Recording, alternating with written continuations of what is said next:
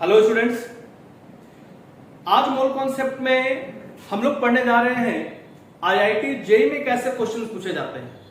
Previous video lecture में mole concept के मैंने आपको मेडिकल्स के क्वेश्चंस दिखाए थे कि क्वेश्चंस के लेवल क्या होते हैं। आज मैं आपको जेईई मेंस के लेवल दिखाने जा रहा हूं कि आईआईटी मेंस में, जेईई मेंस में किस लेवल के क्वेश्चंस मोल कॉन्सेप्ट से पूछे जाते हैं। तो मैंने क्वेश्चन 2019 का लिया है। यहाँ पे क्वेश्चन आपके पास लिखा हुआ है, the mass of silver chloride precipitated when a solution containing 11.70 gram of sodium chloride is added to a solution containing 3.4 gram of silver nitrate will be। ये चार ऑप्शंस आपके पास गिवन है और मेरे को इन चार ऑप्शंस का आंसर देना है कि ये कौन सा आंसर मेरा परफेक्ट होगा। तो चूंकि ये लिमिटिंग रिएजेंट, लिमिटिंग रिएक्टेंट्स के बेस पे क्वेश्चंस बनाए जाएंगे, इसका आंसर क्या होगा ये हम लोग अभी देखते हैं।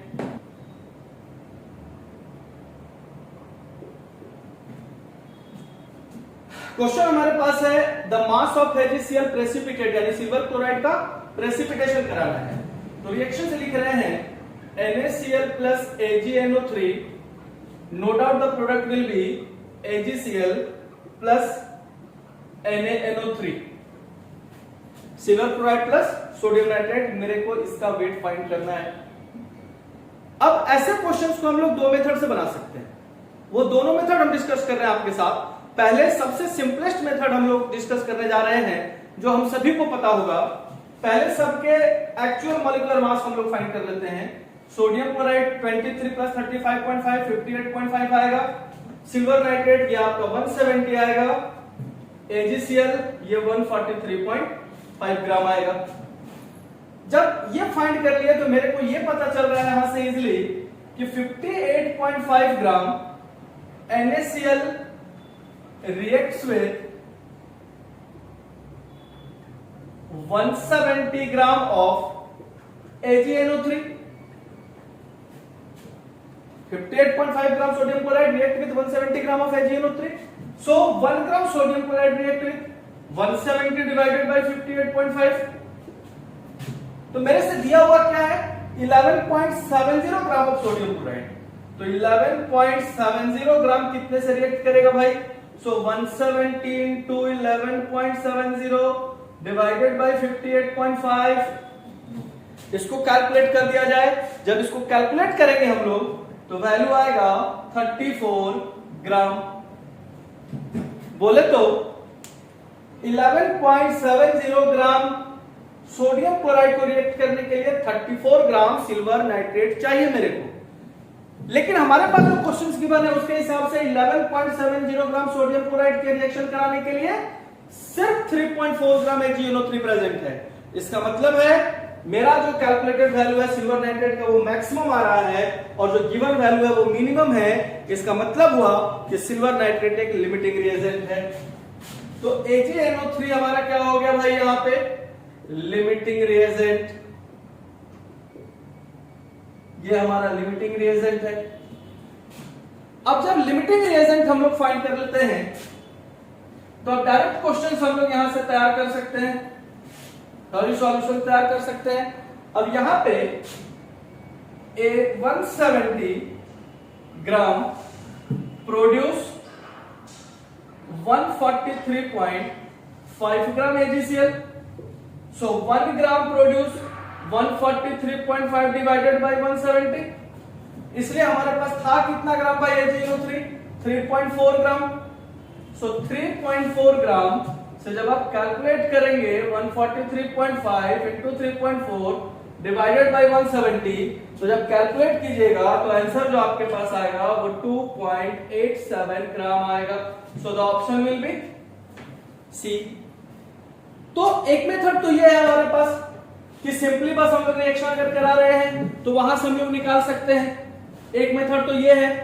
पॉसिबिलिटी है कि ये टाइम टेकिंग हो सकता है आंसर, लेकिन परफेक्ट हुआ। अब इसका एक सेकंड मेथड भी अगर देख ले हम लोग तो इसको मोल के टर्म में कन्वर्ट कर देते हैं, तो वहां से निकालना आपको आसान हो जाएगा, क्योंकि मोल से लिमिटिंग रिएजेंट के लिए इतने कैलकुलेशन नहीं करने पड़ेंगे। तो इसका एक सेकंड मेथड अगर देखा जाए, जो रिएक्शन हम लोगों से कराया जा रहा है NaCl plus AgNO3 to form AgCl प्लस NaNO3। वेट हमारे पास गिवन है, सबका वेट हम लोगों ने अभी देखा था, तो इसको मोल के टर्म में हम लोग डायरेक्ट कन्वर्ट कर देते हैं। तो NaCl का वेट कितना था भाई, तो 11.7 डिवाइडेड बाय कितना आता है, तो 58.5, इसको डिवाइड कर दीजिए 0.2। AgNO3 का वेट कितना गिवन है, 3.4। अभी हम लोगों ने इसका मॉलिक्यूलर मास निकाला था, कितना आया था, तो 170, इसको डिवाइड कर दीजिए 17 दूनी 34, 0.02 मोल। अब एक 0.2 मोल है और एक 0.02 मोल है, तो जाहिर सी बात है कि 0.02 मोल इसका वैल्यू कम है, तो लिमिटिंग रिएजेंट हो गया। डेफिनेशन तो हम लोगों ने लिमिटिंग रिएजेंट का देखा ही है, मेरे प्रीवियस वीडियो लेक्चर में चले जाइएगा और उसमें लिमिटिंग रिएजेंट देखिएगा, मैंने बताया है वहां पे कैसे आप आइडेंटिफाई करेंगे। तो लिमिटिंग रिएजेंट हमारे पास हो कौन गया भाई, so the limiting reagent is 0.02। तो जो प्रोड्यूस होगा सिल्वर क्लोराइड वो भी कितना प्रोड्यूस होगा, तो 0.02 मोल प्रोड्यूस होगा। अब जब इसका वेट फाइंड करना होगा तो weight is equals to 0.02 into silver chloride का जो मॉलिक्यूलर मास हम लोगों ने निकाला था 143.5 मल्टीप्लाई कर दीजिए 2.87 gram. Again the answer will be third number, C number. तो ये दो मेथड अपने पास हैं, मोल कॉन्सेप्ट से, लिमिटिंग रिएजेंट से क्वेश्चंस निकालने का। आपकी मर्जी, आप किसी भी मेथड से फाइंड कर लो। वैसा ही 2009 में एक और क्वेश्चन पूछा था, 2019 में ही एक सेकंड क्वेश्चन और पूछा गया था मेरे से, मोल के टर्म में कार्बन का परसेंटेज कॉम्पोजिशन पूछा जा रहा था मीथेन के लिए। तो अब ऐसे क्वेश्चन को सॉल्व करने के क्या हो सकता है, CH4 है मोल के टर्म में, तो कार्बन का 1 मोल, हाइड्रोजन का 4 मोल, टोटल हो गया 5 मोल। परसेंटेज कॉम्पोजिशन निकालना है कार्बन का, तो 1 divided by 5 into 100 that is 20%, so the answer will be what, 20%। अगर आप इसको निकालना चाहें तो percentage composition is equals to carbon का mole 1 divided by 1 plus 4 into 100, so it will be 1 by 5 into 100, 20, so the answer will be 20%। तो ये question भी हमारा 2019 का था।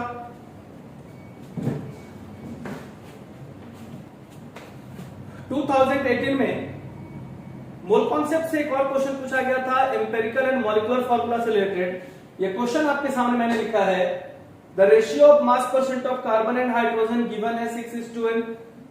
आगे कहता है, if one molecule of the above compound contains half as much oxygen required to burn one molecule of compound CXHY completely to CO2 and H2O, then empirical formula will be. तो empirical formula हम लोगों ने find करा है, उसी method को फिर से यूज करेंगे। हमारे पास कार्बन है, हाइड्रोजन है, रेशियो गिवन है 6:1 का, इसका एटॉमिक मास 12, इसका 1, 6/12 दैट इज 0.5 और 1/2, और इसका भाई 1/1 यानी 1 हो जाएगा। अब 0.5 इसका मतलब है कितना, मेरे पास 1/2 है और ये 1 है, तो डिनोमिनेटर सेम करते हैं इसका, इसको 2 से मल्टीप्लाई करके 2 से डिवाइड कर दीजिए, 2 कैंसिल, तो ये 1 हुआ और ये 2 हुआ। इसका मतलब x का वैल्यू हमारे पास 1 आया और y का वैल्यू 2 आया। अब चाहिए अपने को z का वैल्यू। अब z के वैल्यू के लिए रिएक्शंस को दिखाना पड़ेगा। रिएक्शन हमारे पास क्या है, तो CXHY प्लस कंबशन रिएक्शन है, that is x plus y/4O2, completely burn हो रहा है, CO2 and plus YH2 produce करेगा ही करेगा। अब कितना ऑक्सीजन चाहिए अपने को, रिक्वायर्ड O2, तो ऑक्सीजन का जो रिक्वायरमेंट है इसको 2 से यहां से मल्टीप्लाई कर दीजिए, क्योंकि अपने को सिर्फ इस ऑक्सीजन से ही मतलब है, then 2 into x plus y/4 is equals to, compound के ऑक्सीजन के साथ इसको कंपेयर कर लेते हैं। कंपाउंड मेरे पास क्या है, CXHYOZ। अब जब कंपेयर करेंगे यहां से, तो 2 into x plus y/4 is equals to 2Z, 2 और 2 कैंसिल कर दीजिए, मेरे पास क्या बचेगा, x plus y/4, x का वैल्यू हमने लिखा है 1 प्लस y का वैल्यू है 2, तो 2/4 इज इक्वल्स टू Z, और 3/2 इज इक्वल्स टू Z, यानी Z का जो वैल्यू हमारे पास आया वो वैल्यू हुआ 3। तो जैसा कि क्वेश्चन हम लोग देख रहे हैं कि हमारे पास जेड का वैल्यू भी निकल गया 3/2। अब जब इंपेरिकल फॉर्मूला की बात हो रही है तो हमारे पास जो क्वेश्चन है वो है x hy oz, डिनोमिनेटर इसका सेम कर दिया जाए तो इसको 2 से मल्टीप्लाई करके 2 से डिवाइड कीजिए, इसको भी सेम पैटर्न कीजिए तो 2 2 2 आपके कैंसल, x के जगह पे बचा 2, y का वैल्यू आया 4 और z का वैल्यू आया 3। So the empirical formula will be x2 y4 o3। तो आंसर चेक कर लीजिए, x2 h4 O3 that is C2H4O3। तो C2H4O3 ऑप्शन नंबर 3 हमारा सही है। तो ये क्वेश्चंस भी अपने पास है। वैसे ही 2017 का एक क्वेश्चन हमारे पास है, कैसे कंफ्यूज करेगा क्वेश्चन वो देखिए। क्वेश्चन कहता है क्या कि एक हेल्दी ह्यूमन बॉडी है, एक एडल्ट जो बॉडी है आपके पास, जो ह्यूमन बॉडी है उसमें जो परसेंटेज कॉम्पोजिशन है, ऑक्सीजन का 61.4%, कार्बन का 22.9%, हाइड्रोजन का 10% और नाइट्रोजन का 2.6%। The weight which a 75 kg person would gain if all 1 hydrogen atom are replaced by the isotopic form. से मतलब प्रोटियम जो है वो ड्यूटेरियम से रिप्लेस कर दिया जाए तो कितना एक्स्ट्रा वेट गेन करेगा आदमी। अपने पास क्वेश्चन यही है। अब यहां पे क्या है ना तो ऑक्सीजन से मतलब है, ना तो कार्बन से मतलब है, ना तो नाइट्रोजन से मतलब है, बाकी से कुछ मतलब ही नहीं। मेरे पास तो दिया क्या है, ह्यूमन बॉडी है भाई, हम ही है, हमारा वेट 75 kg है सब कुछ। अब मेरे पास 75 kg है तो हाइड्रोजन टोटल कितना 75 kg में, पहले वो निकाल लेते हैं। तो मास ऑफ हाइड्रोजन हमारे पास जो होगा, मास ऑफ हाइड्रोजन, तो भाई वेट है 75 और बॉडी में 10% है, दैट इज 7.5 kg हाइड्रोजन होगा मेरे पास। मेरे पास 75 kg के वेट में 7.5 kg हाइड्रोजन है। अब कह रहा है क्या कि हाइड्रोजन एटम जो है ना उसका जो एक आइसोटोप है 1H है वो 2H से रिप्लेस हो रहा है। तो जाहिर सी बात है भाई कि प्रोटियम अगर ड्यूटेरियम में अगर कन्वर्ट हो रहा है, सीधा डबल पूछ रहा है, तो जो वेट होगा वो क्या होगा हमारे पास, डबल हो जाएगा जब रिप्लेस करेंगे तो 7.5 into 2 दैट इज 15 kg। पहले 7.5 kg था, लेकिन जैसे ही सेकंड आइसोटोप से रिप्लेस कर दिया गया, नो डाउट वजन जो है हमारे पास हाइड्रोजन का क्या होगा, सीधा डबल हो जाएगा 15 kg। अब कितना मास गेन किए एक्स्ट्रा, तो जो मास हमारे पास गेन हो रहा है, gain mass is equal to, अभी कितना मेरे पास 15 kg, एक्चुअल कितना था मेरे पास 7.5 kg। So the answer will B 7.5 kg, option will B 2। तो बी नंबर ऑप्शन हमारे पास सही है। तो ऐसे भी क्वेश्चंस होते हैं आईआईटी जेईई मेंस में जो कंफ्यूज कर सकते हैं, अरे भाई ये क्यों दिया है, कोई जरूरत थोड़ी है यार कि जितने भी टर्म्स गिवन है, जितने भी टॉपिक्स गिवन है वो सारे के सारे यूज ही होते हैं, ऐसा कहीं नहीं लिखा हुआ है। तो इस बात का भी ध्यान में रखिएगा कि जरूरी नहीं है कि सारे टर्म्स यूज किए ही जाएंगे। एक और क्वेश्चन देखते हैं यहां से कैसा क्वेश्चन सॉल्व पूछा जा रहा है। 2017 में ही एक और क्वेश्चन पूछा गया था, 1 gram of carbonate on treatment with access of HCl produce 0.01186 mole of carbon dioxide, the molar mass of M2CO3। मेरे पास एक अननोन कार्बोनेट है, मेटल कार्बोनेट, और अपने से उसका मास पूछ रहा है, मोलर मास कितना होगा। तो यहां पे M2CO3 प्लस HCl ट्रीटमेंट करा रहे हैं हम लोग एक्सेस ऑफ HCl के साथ, तो प्रोडक्ट क्या बनेगा, अपने को पता है कि MCl बनेगा प्लस CO2 बनेगा प्लस H2O बनेगा, या MCl plus H2O plus CO2 लिख दीजिए। इक्वेशंस को बैलेंस कर लिया जाए तो ये मेरे पास हो जाएगा 2MCl plus H2O plus CO2। Question क्या कह रहा है कि प्रोड्यूस 0.01186 मोल ऑफ CO2, कितने से भाई, तो 1 ग्राम ऑफ कार्बोनेट से। इसका मतलब है कि इसका जो मोल मेरे पास है वो 0.01186 मोल गिवन है और M2CO3 का वेट कितना गिवन है, 1 ग्राम। तो अगर बात करें यहां से तो 0.01186 मोल प्रोड्यूस कितने से हो रहा है भाई, प्रोड्यूस्ड बाय 1 ग्राम M2CO3, इसलिए 1 मोल कितने से प्रोड्यूस होगा 1/0.01186। इसको डिवाइड कर दिया जाए, जब डिवाइड करेंगे तो आंसर आएगा 84.3 ग्राम पर mole. So the option will be 4। तो ऑप्शन हमारे पास ये 4 हुआ, 84.3 ग्राम पर मोल। अब रिएक्शंस का क्या मतलब, रिएक्शंस अगर फ्रेम नहीं भी करते तो भी हमारा क्वेश्चन बन जाता। ये जरूरी नहीं है कि मेरे को रिएक्शन फ्रेम ही करना था, लेकिन चूंकि लिख दिया है ऐसा, तो एग्जामिनेशन हॉल में इतना समय होता कहां है हमारे पास। तो तरीका सीखिए इस चीज को कि कैसे इसको बनाया जाता है। भाई मेरे पास मोल दिया है, वेट दिया है, मोलर मास निकालना है, तो मोलर मास निकालना है तो जो वेट है डिवाइडेड बाय मोल कर दीजिए, मोलर मास निकल जाएगा। तो 84.3 ग्राम हमारा आंसर हुआ।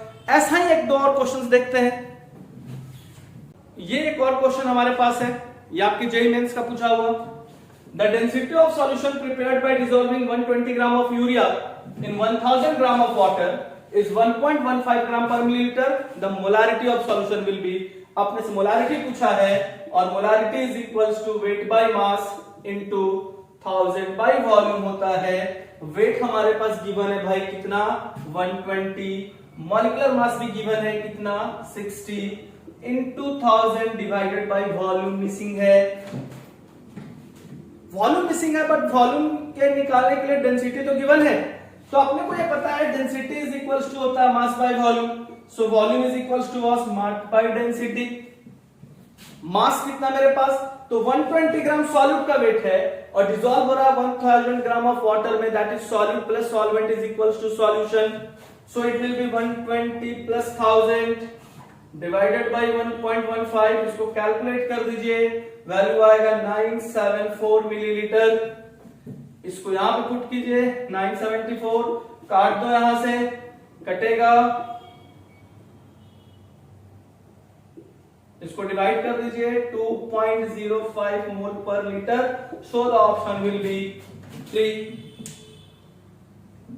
तो अभी तक जो भी क्वेश्चंस हम लोगों ने देखे वो सारे के सारे जो क्वेश्चंस हैं सिर्फ मोल कॉन्सेप्ट के अंदर से empirical formula, concentration, molarity, molality, normality, mole fractions and limiting reagents. तो जो लोग भी, जितने भी स्टूडेंट्स मेडिकल के लिए या जेईई के लिए प्रिपेयर कर रहे हैं, तो पूरे चैप्टर्स को अगर आप पढ़ चुके हैं सारा का सारा, तो अगर फोकस करना है सिर्फ कॉम्पिटिशन्स के लिए, तो आप सिर्फ फोकस करो मोल कॉन्सेप्ट के ऊपर। उसके पहले क्या पढ़ाया गया, conservation of mass, definite proportion, Dalton's atomic theory, scientific notation, significant figures, matter, their classifications, ये मैटर नहीं करता है। तो स्टूडेंट्स, आशा करता हूं कि आपको ये वीडियो अच्छा लगा होगा और आपको ये पता चला होगा कि मुझे मोल कॉन्सेप्ट में पढ़ना कहां से है। तो नेक्स्ट वीडियो में फिर मिलते हैं कुछ और क्वेश्चंस के साथ, कुछ और चैप्टर्स के साथ, मेडिकल्स के क्वेश्चंस और जेईई के क्वेश्चंस के साथ। तब तक स्टूडेंट्स सीखते रहिए, पढ़ते रहिए, चैनल्स को लाइक कीजिए और सब्सक्राइब कीजिए और शेयर भी कीजिए। Thank you.